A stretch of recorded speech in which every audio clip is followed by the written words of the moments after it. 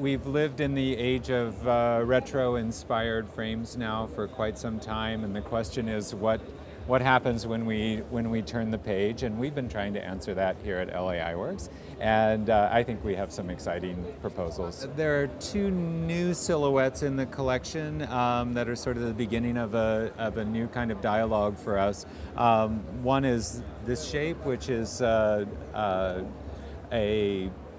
well, technically it's a decagon, but let's just say it's a polygon. And so this kind of geometric shaping in a kind of exaggerated scale, but still a very, very lean profile in lots of exciting colors. So there's a teal, there's a fuchsia, there's also white. But then also to take this shape and to also imagine it in metal as well, and this being a very, very thin, very lean kind of profile. The scale in a frame like this and a frame like this are much more tailored and a little more narrow than we've seen in the past, so perhaps not as exaggerated or as large and graphic as frames that we have been familiar with for the past several years. I think the reaction has been very good.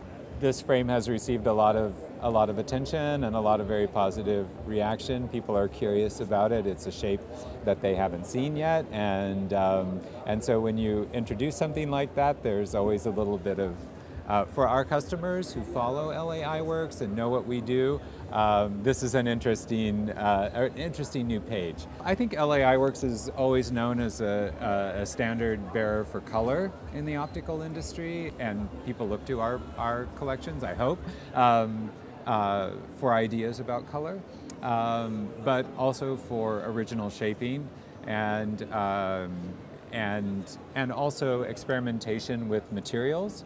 So a metal frame like this, this is stainless steel, can be imagined in one way as a very glossy, almost liquid color surface, but at the same time you can add texture to that surface with an acid etching process, and you end up with a completely different vocabularies.